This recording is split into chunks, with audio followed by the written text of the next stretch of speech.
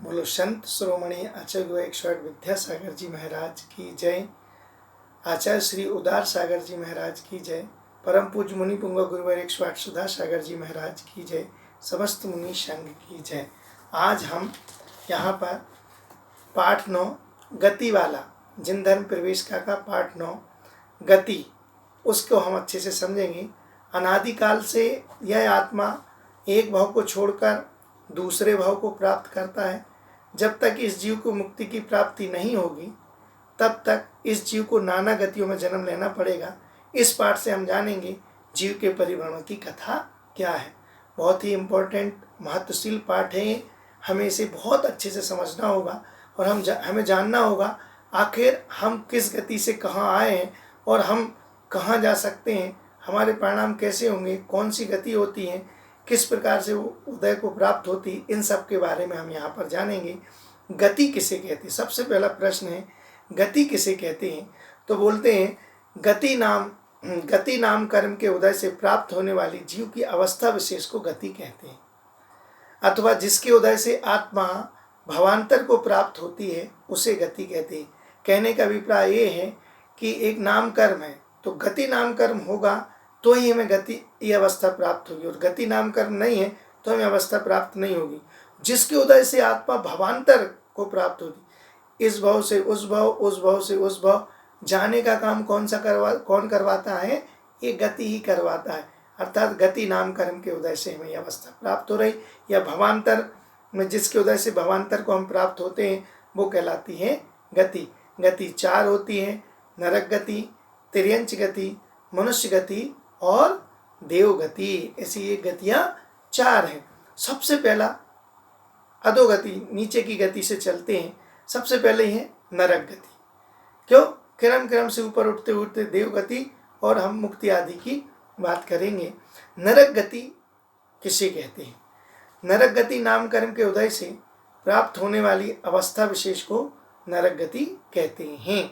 बस ये गतियों में वही क्रम लगाना है, जो गति की एक परिभाषा बन गई उसी को चारों गतियों में लगा लेना है। जिस पाप कर्म के उदय से उत्पन्न होते ही, पाप कर्म के उदय से मिलती है गति, पाप कर्म के उदय से उत्पन्न होते ही अपरिमित दुखों को भोगना पड़ता है, जिसकी कोई लिमिट नहीं है, जिसकी कोई मर्यादा नहीं है, जिसकी कोई सीमाएं नहीं है, अपरिमित दुखों को भोगना पड़ता है। उस स्थान विशेष को नरक कहते हैं और उसमें उत्पन्न होने वाले नार की जीवों की गति को नरक गति कहते हैं। इस प्रकार से असह्य वेदना जहाँ होती है, जहाँ दुखों का भंडार है, जहाँ दुखों की उत्कृष्टता है, ऐसी गति को नरक गति कहते हैं। अब हमें समझना होगा कि आखिर नरक गति तो आपने बता दी, लेकिन उन नारकियों की क्या क्या विशेषता रहती, वहाँ होता क्या है, होता कैसा, ऐसा क्या असह्य वेदना होती है, असह्य दुख रहता, कैसे क्या क्या होता है, तो वो सभी चीज़ें अपन यहाँ पर जानेंगे। विशेष रूप से उस गति से बचने का हम भी प्रयत्न करेंगे। भगवान हमको वो गति प्राप्त ना हो और हम अपनी आत्मा का कल्याण करें। तो सबसे पहले शरीर दुर्गंधमय होता है, बहुत बदबूदार शरीर प्राप्त होता है। ऐसी बदबू आती है कि हम उसका वर्णन अभी आगे करेंगे कि किस प्रकार की वहाँ पर बदबू आती है। कि बदबू लेते अगर उसकी मिट्टी यहाँ जाए, उसकी दुर्गंध से कई कोषों के अलग अलग गतियों में अलग अलग अपेक्षा से मृत्यु को प्राप्त होंगे, आगे बताएंगे हम। नार की हमेशा नपुंसक वेद वाले, नरक गति में ना तो स्त्री वेद होता है और ना पुरुष वेद होता है। जितने भी नार की जन्म लेते हैं वो सब नपुंसक वेद वाले होते हैं। घना अंधेरा होता है, एकदम घना अंधेरा होता है, एकदम बिल्कुल अमावस्या की रात हो और चारों तरफ अंधेला अंधेला हो, कोई रोशनी कहीं नजर नहीं, एकदम ऐसे घोर अंधकार रहते हैं। फिर वो देखते कैसे होंगे, एक दूसरे से लड़ते झगड़ते कैसे होंगे? अवधि ज्ञान के बल से। जीव अत्यंत दुर्गंधमय बिलों में रहते हैं। आपने सांप के बिल तो देखे होंगे, कैसे वो सांप बिल बना लेता है जमीन में और छेद करके अंदर चला जाता। ऐसे जमीन में ढोल के पोल के समान वहाँ पर बिल बने रहते हैं, उन बिलों में वो नारकी रहते हैं। नारकी जीव एक बिल से दूसरे बिल में नहीं जा सकते। अपने यहाँ पर बड़ी फैसिलिटी है, अपन को कहीं किसी के यहाँ घर बैठने जाना उठने जाना तो अपन चले जाते हैं, लेकिन वो नारकी एक बिल को छोड़कर कभी दूसरे बिल में नहीं जा सकते। नारकियों के बिल संख्यात असंख्यात योजन विस्तार वाले होते हैं। छोटे मोटे बिल नहीं होते हैं। नारियों के जो बिल हैं संख्यात असंख्यात और योजन विस्तार वाले, इतने लंबे चौड़े वहाँ होते हैं। नरकों में सबसे छोटे बिल अपने विस्तार से जम्बूद्वीप के समान हैं। नरकों में सबसे छोटे बिल अपने विस्तार से, अपना जो विस्तार है उसमें जम्बूद्वीप के समान है। अर्थात नरकों में क्रमशः 13, 11, 9, 7, 5, 3 और 1 कुल 49 पटल हैं, बिल्डिंग हैं, अलग अलग डिवाइड हैं। इस प्रकार से ये 49 पटल नरकों में हैं। क्रम से पहले में 13, फिर 11, फिर 9, फिर 7, फिर 5, फिर 3 और फिर लास्ट में 7 नरक है। वहाँ एक ही पटल, एक ही बिल्डिंग है। अकाल मरण नहीं होता।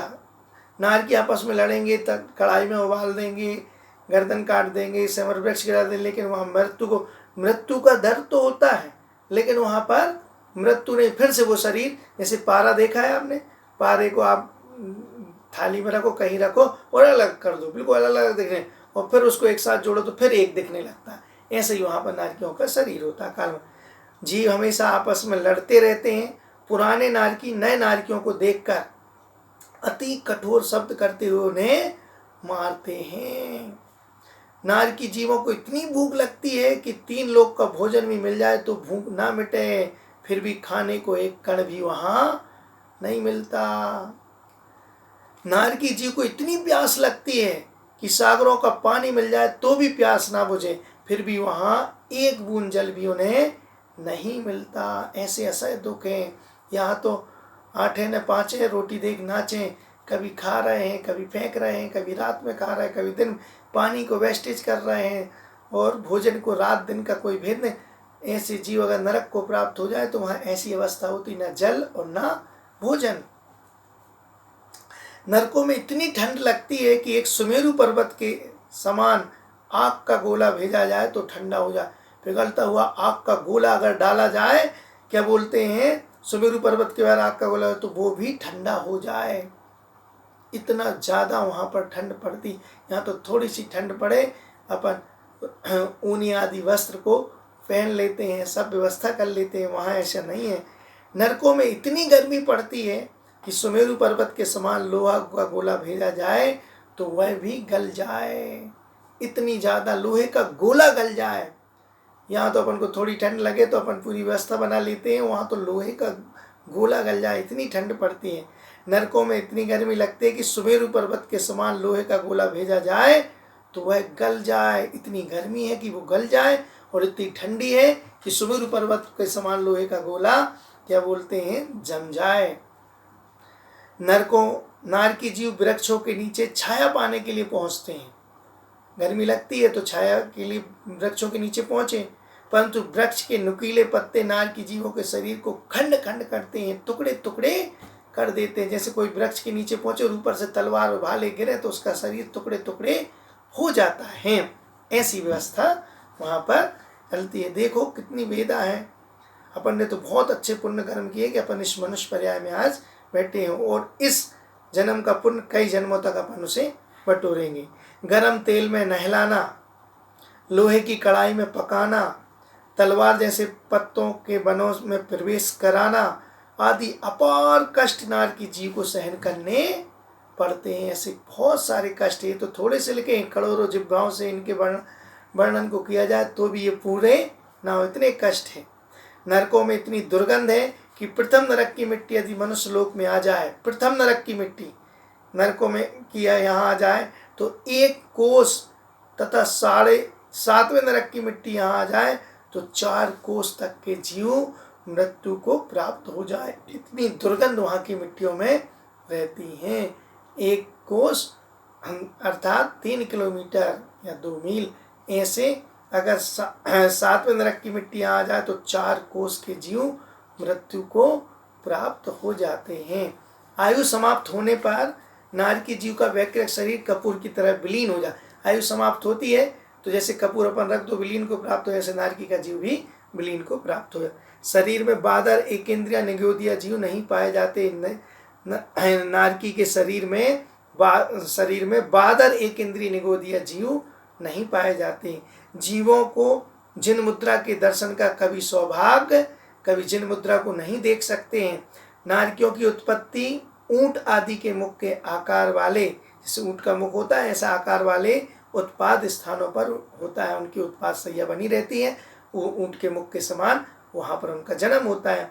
जीवों का जन्म औंधे मुख होता है, उल्टे मुख ही धड़ाम से गिरते हैं, उल्टे मुख ही जन्म होता। उपवास सैया में नार की 36 प्रकार के अत्यंत तीक्ष्ण उपवास सैया जहाँ बने हैं, नार की 36 प्रकार के तीक्ष्ण शस्त्रों पर गिरते हैं, फिर गेंद के समान अंतर मुहूर्त तक उछलते रहते हैं, ऊपर नीचे उन्हीं शस्त्रों पर गिरते हैं फिर उछलते हैं। जैसे प्लास्टिक की बॉल जमीन पर एक बार जोर से पटक दो तो कैसे करती रहती है, ऐसे वहाँ पर उछलती रहती।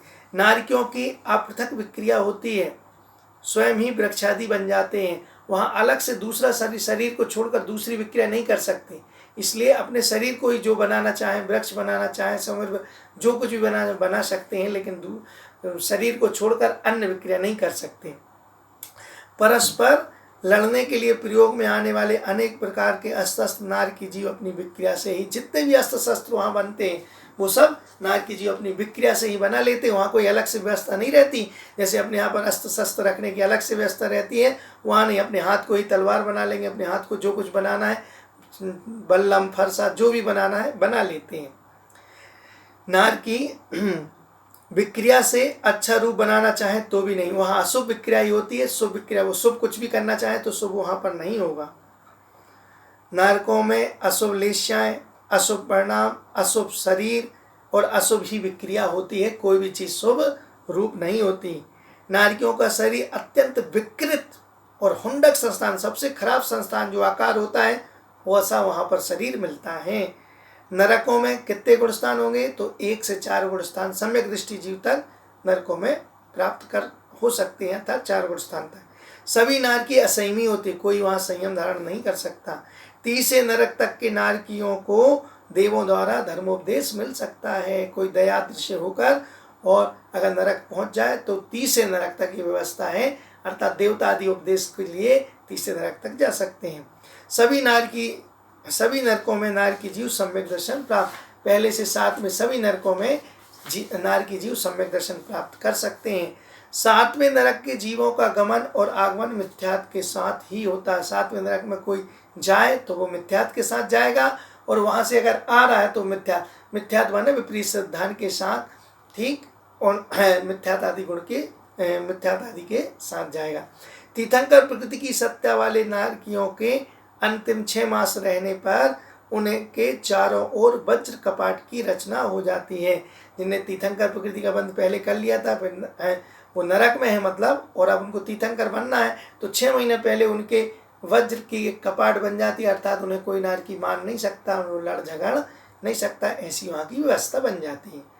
नरक में से निकला जीव नारायण चक्रवर्ती नहीं होता। नियम है कि नरक से निकला जीव नारायण नहीं बन सकता और चक्रवर्ती नहीं बनता। चतुर्थ आदि पृथ्वी से निकला जीव तीर्थंकर नहीं होता। चतुर्थ पंचम षष्टम पृथ्वी आदि से निकला जीव तीर्थंकर नहीं बन सकता। पंचम आदि पृथ्वी से निकला जीव चरम शरीरी नहीं होता। पंचम नरक से कोई जीव निकले तो उस भाव से मोक्ष नहीं जा सकता, चरम शरीरी नहीं होता। और षष्टम आदि पृथ्वी से निकला जीव मुनि नहीं होता, और षष्टम पृथ्वी से अगर कोई जीव निकल रहा है तो वो मुनि नहीं बनता। इस प्रकार से हमने अभी नरक के बारे में जाना। आगामी वीडियो में और इसका वर्णन गति के पाठ में करेंगे। आज इतना ही। सभी को जय जिनेंद्र।